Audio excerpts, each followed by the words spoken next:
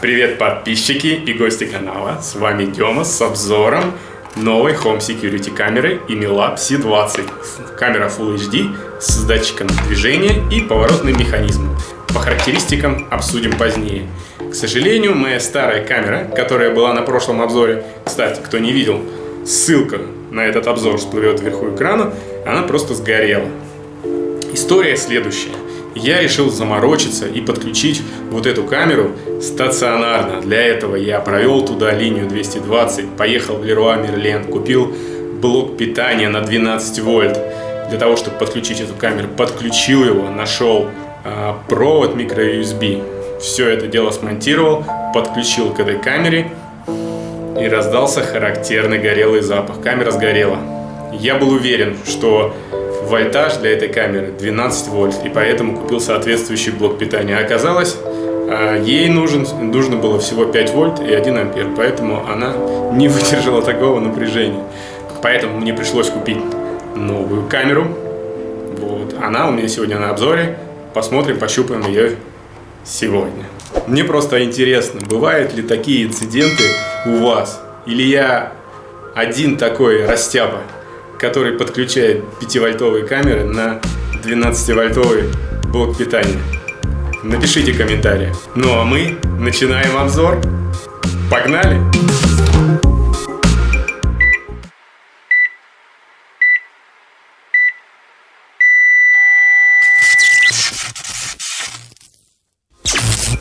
Итак, начнем обзор. Вот, это сама камера, еще в упаковочке. Эта камера, я приведу ее для сравнения, пускай она стоит здесь на столе. Я купил отдельную розетку, чтобы не заморачиваться с установкой отдельного блока питания. Я просто смонтирую за потолком розетку и подключу непосредственно камеру с штатным блоком питания, который идет в комплекте непосредственно в эту розетку. Так, интересно, что в коробочке? Значит, скрываем блок питания. Вот теперь его я буду использовать для подключения камеры. Никакие дополнительные другие покупать не буду. Вот. Есть такая вот инструкция. В том числе есть раздел на русском языке. То есть можно почитать. Тут меры предосторожности и всякие такие бесполезные вещи. Вернее, в моем случае полезные. Там написано, что там 5 вольт и 2 ампера. Кстати, камера эта помощнее. То есть та камера была 1 ампер, эта камера уже 2 ампера. Так, теперь про характеристики этой камеры. Сейчас мы ее достанем. Вот такой вот кабелечек также идет в комплекте. Около метра он длиной. Дальше подставочка для крепления камеры к стене или к потолку. И сама вот такая вот камера. Вот такая вот классненькая камера. Пакетики. Все надежно очень закреплено. Коробочки держатся обалденно. Ну вот практически можно сказать, что они идентичны. У этого глаз круглый, правда, а у этого продолговатый. Давайте пройдемся по характеристикам. Камера снимает в качестве Full HD. Это 1920 на 1080. Вот, поддерживает карты до 64 гигабайт. В отличие от этой, она поддерживала только до 32 гигабайт. Вот, для того, чтобы вставить накопитель, необходимо также поднять объектив кверху. И здесь вот есть такая прорезь, куда вставляется microSD. Вот, что еще про эту камеру? Ну, как я сказал, что она немного мощнее, требует блок питания 2 ампера. Вот, обладает поворотным механизмом, то есть вращается на 360 градусов, может сама обнаружить движение в зоне видимости и будет сопровождать объект. То есть куда объект пойдет, туда камера будет поворачиваться. Управляется она с помощью приложения Imilab, насколько я знаю, но можно управлять и из приложения Mi Home. Я хочу подключить ее к Mi Home. Вот. Ну, из основных характеристик все. Можно приступать к ее монтажу и настройки приложения Mi Home. Там вся основная соль, все настройки, вся автоматизация, все будет там. Вот. Так что погнали устанавливать и подключать ее к приложению.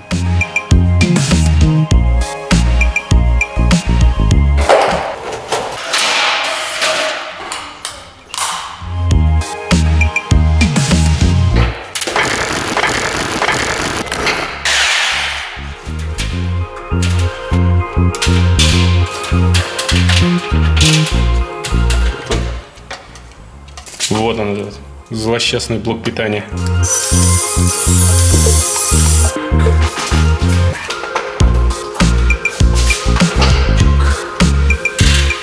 Вставляем блок питания в кабель, подключаем блок питания к розетку.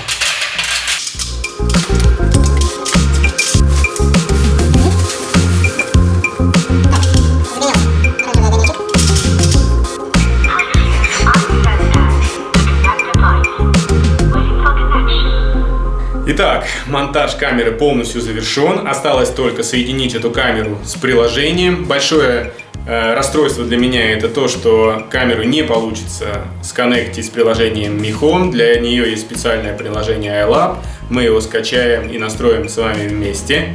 Но прежде чем перейти к настройке, хочу напомнить, что на канале идет розыгрыш. Ссылка на него всплывет вверху экрана. Переходите по ссылке, оставляйте комментарий под видео, подписывайтесь и выигрываете классный утюг с паровым ударом. Также не забывайте ставить лайки этому видео, если оно вам понравилось. Так, для того, чтобы скачать приложение, воспользуемся инструкцией. Здесь приведен QR-код. Сканером QR-кода я его сканирую, и он мне выдает ссылку на приложение. То есть для этого нужно сделать вот так. Наводимся. Все, открыть в браузере. Вот, он мне предлагает скачать. Нажимаем на Download. И сейчас законнектимся, хватит орать. Вот, теперь скачиваем, открываем. Дальше. Регистрируемся в приложении. Это все происходит за пару секунд. Я уже зарегистрировался. Теперь захожу в закладку Home, нажимаю Add Device, выбираю мою видеокамеру Imilab C20. Так, инструкция нам больше не нужна. Переворачиваю камеру. Сзади есть также QR-код. Сканирую этот QR-код. Так, коннект пошел. Все, теперь необходимо дождаться звукового сигнала, что камера готова к соединению. Нажимаю на кнопку, что все окей, и нажимаю следующий шаг. Теперь я выбираю Wi-Fi сеть. Вот здесь есть надпись Switch to Another Wi-Fi. Если вам необходимо что-то поменять там на другой, то есть я вот, например, нажимаю Switch, выбираю мой роутер. Так, все, пароль у меня уже введен, нажимаю Next. Все, связь осуществлена успешно. Использовать сейчас. Все, связь установлена. Вот четкая очень картинка. Камера сконнекчена с приложением, видео уже получаю на своем смартфоне. Камеру можно ставить на свое постоянное место. Уже когда поставлю, на месте можно будет докрутить некоторые настройки. Хочу обратить внимание, что эта камера работает только с Wi-Fi 2,4 ГГц. К Wi-Fi 5G она подключиться не сможет. Как, по вашему мнению, сложный был процесс установки? Пишите отзывы свои в комментариях. Ну а я полез к потолку устанавливать камеру на свое место.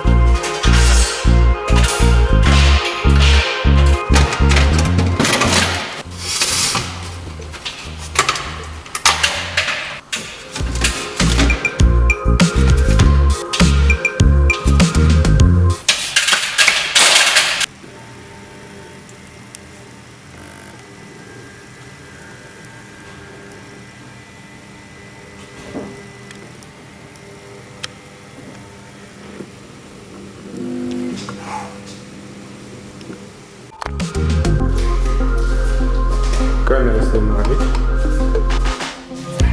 Должна отслеживать движение, да? Вот она повернулась.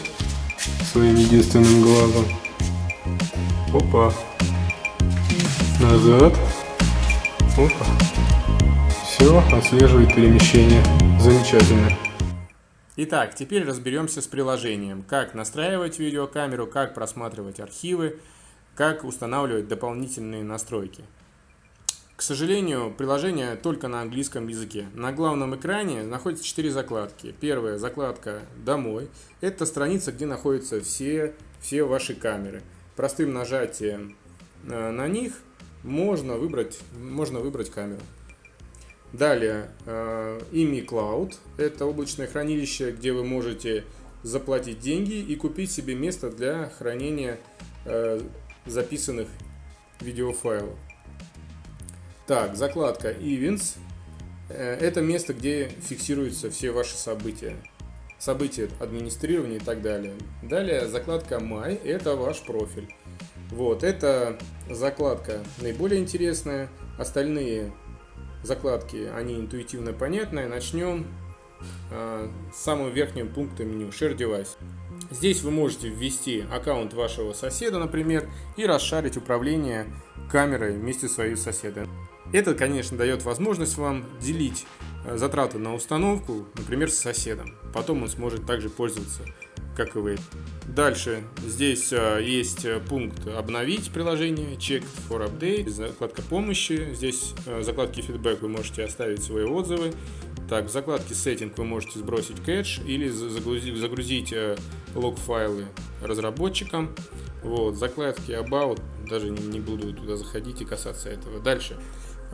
Если вы нажмете на номер, который расположен вверху с кружочком, с местом под фотографию, мы попадаем в закладку «Персональная информация», где вы можете поменять данные профиля. Указать свой никнейм, загрузить свою фотку, привязать приложение к номеру телефона, изменить почту и так далее. Теперь разберемся с управлением. Так, камера прогрузилась. Вот, с помощью джойстика можно управлять камерой. Поворачивать вправо, поворачивать влево. Дальше можете включить звук, чтобы послушать, что творится у вас на объекте, и записать звук, нажав на эту клавишу. Вот. У меня пока запись не получится, потому что у меня Mobizen фиксирует экран. Дальше можете сделать фотку экрана. Бам. Найдете ее потом в галерее. Можете записать свое видео. Можете развернуть картинку на полный экран. Дальше вверху экрана, где есть надпись IMEI C20, можно нажать на 3 точки, и тогда мы попадем в меню камеры. Заходим в камера Setting, подробно разберем. Статус-индикатор. Это индикатор, который горит на вашей камере. Вы можете его отключить, чтобы в темноте не светился. Дальше Sleep Mode. Это установка времени, когда камера может просыпаться и засыпать. Дальше Rotation Image, то есть когда вы устанавливаете камеру, вот, например, у меня было перевернутое изображение. Когда вы будете устанавливать ее на потолок, вам потребуется перевернуть изображение. Вот. Перемещением этого курсора вы можете это сделать. Дальше. Настройки изображения, то есть вы здесь можете включить отображение времени и даты на ваших видео. Вот. Дальше распознавание людей, функция, которая подключает возможности нейросети и может распознавать человека на ваших видео. Дальше. Home Surveillance Setting. Заходим сюда. Здесь вы можете фиксировать различные события, настраивать оповещения об этих событиях. Здесь вы можете настраивать оповещения о событиях. То есть выключаете оповещение, либо включаете. Дальше интервал уведомления. Вот у меня он стоит 5 секунд. Дальше датчик движения. Включить-выключить. Дальше уведомление о движении. Можно включить или выключить отдельно. Дальше Sound Detection, то есть в случае громкого звука камера также оповестит вас об этом и пришлет вам уведомление. То есть вы можете эту функцию включить или выключить отдельное уведомление. Возвращаемся назад. Storage Setting. Здесь вы можете посмотреть настройки своего хранилища. Вот, у меня постоянная запись. Можно включать только запись, когда... Я, кстати, переключил. Здесь можно переключить запись только по движению, либо полностью отключить запись. Так, Memory Cache Status. Так, все, у меня стоит там microSD карточка. Вот можно получить информацию по карточке. Очень странно, не показывает, должно. Давайте отформатируем карточку. Так, все, формат выполнен успешно. Он свободный, у меня 120 гигабайт.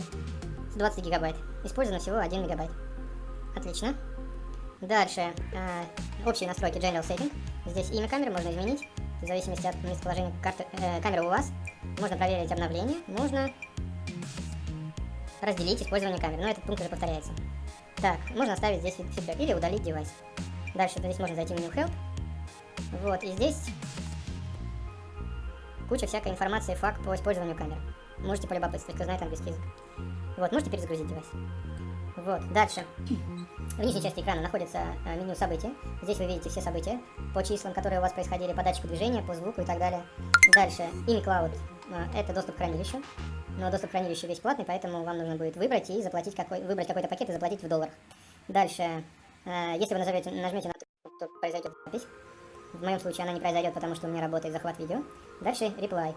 Здесь вы можете просмотреть по дням записи. Вот здесь есть полоса прокрутки, то есть когда записи появятся, вы можете их перелистывать и смотреть день и время на необходимое вам. И альбом. В альбоме также ваши видео и сделанные снимки вашей видеокамеры. Ну, в принципе, все. Очень большой функционал. Камера может работать так же, как видео-няня. Вот, удаленное управление. Можно расшаривать управление камерой с соседями, соответственно, делить все затраты на установку камер. Очень удобно. Записи хранятся, правда, на microSD флешке, которая вставляется в саму видеокамеру. Если необходимо, чтобы запись хранилась удаленно, необходимо выбрать пакет в iMeCloud, и можно тогда хранить ваши видеозаписи где-то в облаке, и оно будет доступно всегда. Ну, то есть вы понимаете, то есть если злоумышленники разбили камеру или забрали ее, то они забрали все с вашими видеозаписями. Если это все хранится в облаке, то оно будет доступно всегда. Ну, по обзору приложения все. Если у вас будут какие-то дополнительные вопросы, задавайте их в комментариях под видео, я непременно на них... Ну что, народ, подведем итоги. Загибаем пальцы, надеюсь, хватит пальцев на моих руках. Первое. Камера снимает в качестве Full HD, обладает поворотным механизмом на 360 градусов, сопровождает снимаемый объект поворотом камеры. Есть запись по движению, есть запись по звуку, то есть камера может быть использована как видеоняня. Сохранение записей в интернет. Использование функции ShareIt позволяет разделить управление камерой между своими соседями или другими людьми. Это вам поможет в обустройстве вашего подъезда. Вы можете расходы на камеру разделить между соседями. Она также может быть в их управлении. Камеру можно использовать как переговорное устройство и общаться через камеру как по принципу домофона. Можно удаленно включить звук и послушать, что у вас происходит в помещении, в котором находится камера. Удаленное управление камерой с помощью джойстика. То есть вы можете в объекте повращать камерой, посмотреть на 360 градусов, повернуть, вот, что у вас там происходит, поподробнее ознакомиться. Итак, на мой взгляд, камера заслуживает оценки как минимум 4,5. 0,5 баллов сбросим за то, что английский язык у интерфейса. Ну, возможно, она будет переведена в ближайшем будущем, надеюсь. У меня по обзору все. Ставьте лайков побольше под видео. Кому не нравится, ставьте дизлайки. Оставляйте свои комментарии под этим видосом. Конечно же, участвуйте в розыгрыше. Выигрывайте утюг. До встречи в новых видосах. Всем пока!